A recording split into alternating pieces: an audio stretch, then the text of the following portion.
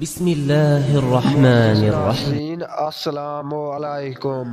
قرآن مجید میں اللہ تعالیٰ نے ارشاد فرمایا، زنا کے قریب بھی نہ جاؤ، بے شک وہ بڑی بے حیائی اور برائی کا راستہ ہے۔ ناظرین، کیا آپ جانتے ہیں کہ زنا کی ابتدا کب اور کیسے ہوئی؟ کائنات عالم میں سب سے پہلے کس بدبخت انسان نے گناہ کا آغاز کیا؟ اسلام میں زنا کی کیا سزا ہے؟ یہی ہماری آج کی ویڈیو کا موضوع ہوگا۔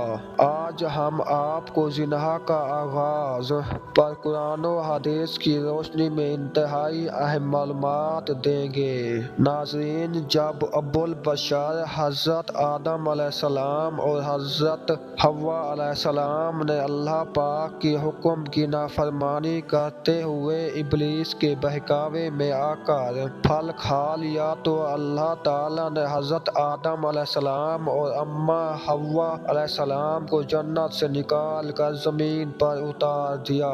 پھر اللہ پاک کے حکم سے حضرت آدم علیہ السلام اور اماں حوا کے ہاں اولاد پیدا ہوئی۔ بعض روایات کے مطابق حضرت اماں حوا کو 20 حمل ٹھہرے، جس سے 40 بچے پیدا ہوئے اور ہر حمل سے ایک لڑکا اور ایک لڑکی کی پیدائش ہوئی۔ حضرت آدم علیہ السلام کائنات کے پہلے انسان تھے اور زمین پر انسانی نسل بڑھانے کے لیے ایک حمل سے پیدا ہونے والی لڑکی کی شادی دوسرے حمل سے پیدا ہونے والے لڑکے سے شادی کی جاتی تھی، اور ایک حمل کے بہن بھائی اللہ تعالیٰ کے حکم سے قرار پاتے تھے۔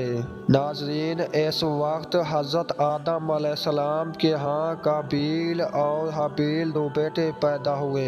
قابیل کی بہن اکلیمہ بہت زیادہ خوبصورت تھی، جبکہ جو لڑکی حضرت حابیل علیہ السلام کے ساتھ پیدا ہوئی تھی وہ اتنی خوبصورت نہیں تھی۔ جب یہ بچے بڑھ کر جوان ہوئے، ان کی شادی کا وقت آیا تو قابیل نے حضرت حابیل علیہ السلام کی بہن کے ساتھ نکاح کرنے سے انکار کر دیا اور کہنے لگا، یہ تو بالکل خوبصورت نہیں ہے، میں اپنی بہن اکلیمہ کے ساتھ شادی کرنا چاہتا ہوں۔ یہ معاملہ اس قدر بڑھا کہ حضرت آدم علیہ السلام نے حکم دیا، دونوں بھائی اللہ تعالیٰ کی بارگاہ میں اپنی قربانی پیش کرو۔ جس کی قربانی اللہ کی بارگاہ میں قبول ہوگی وہ آدمی اکلیمہ کے ساتھ شادی کرے گا۔ قابیل کھیتی باڑی کا کام کیا کرتا تھا، حضرت حابیل علیہ السلام بکریاں چرایا کرتا تھا۔ حضرت حابیل نے اللہ تعالیٰ کی بارگاہ میں ایک خوبصورت بکری کا بچہ پیش کیا۔ قابیل نے گندم کا گٹھا اٹھا کر اللہ کی بارگاہ میں پیش کیا۔ اللہ تعالیٰ کی بارگاہ میں دونوں قربانیاں پیش کی گئی۔ اس زمانے کے رواج کے مطابق آسمان سے آگ اتری اور اس نے حضرت حابیل علیہ السلام کی قربانی کو نگل لیا، یعنی یہ ثابت ہو گیا کہ حضرت حابیل علیہ السلام کی قربانی اللہ کے حضور قبول ہو گئی۔ جس پر قابیل کہنے لگا کہ ضرور میرے باپ حضرت آدم علیہ السلام نے حابیل کے لیے دعا کی، جس وجہ سے قربانی قبول ہوئی۔ ناظرین، قرآن مجید حابیل و قابیل کا قصہ سورۃ المائدہ میں آیا ہے۔ جب حضرت حابیل کی قربانی قبول ہوئی تو قابیل نے حضرت حابیل علیہ السلام کو مارنے کی دھمکی دی۔ روایات کے مطابق حابیل علیہ السلام قابیل علیہ السلام سے زیادہ طاقتور تھے، لیکن آپ اللہ تعالیٰ کے خوف کی وجہ سے، اگر تم مجھے قتل کرنے کے لیے اپنا ہاتھ بڑھاؤ گے تب بھی میں تم کو قتل کرنے کے لیے اپنا ہاتھ نہیں بڑھاؤں گا، کیونکہ مجھے تمام جہانوں کے پروردگار کا خوف ہے۔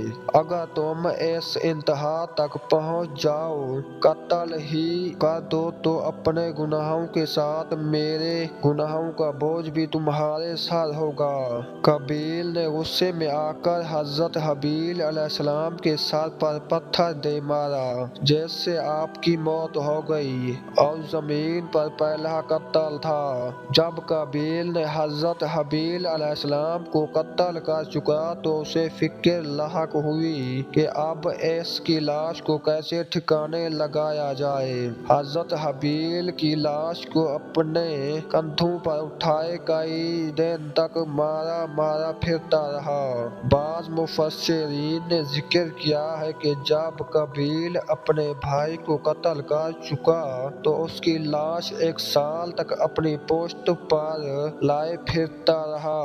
پھر اللہ پاک کے حکم سے 2 کوے آئے، ان دونوں نے قابیل کے سامنے جھگڑا کیا اور ایک کوے نے دوسرے کوے کو مار دیا۔ پھر زمین کھود کر دوسرے کوے کو زمین میں دفن کر دیا۔ قابیل نے جب کوے کو دیکھا تو افسوس کرنے لگا کہ میں اپنے بھائی کی لاش کو چھپا نہ سکا، چنانچہ اس نے بھی اسی طرح کیا، حضرت حابیل علیہ السلام کو دفن کر دیا۔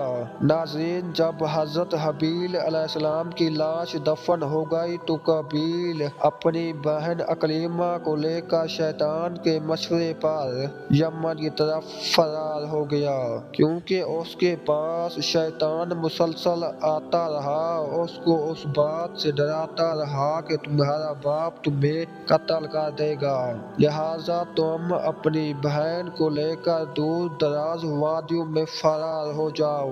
جہاں اس نے سکونت اختیار کر لی اور والد کے دین کو چھوڑ کر پہلے آتش پرستی اور بت پرستی شروع کر دی۔ دنیا میں قتل و غارت گری، حسد و فساد اور آتش پرستی، بت پرستی کی قابیل ہی نے رکھی، اور تاریخ عالم میں سب سے پہلے اس نے زنا کا آغاز کیا۔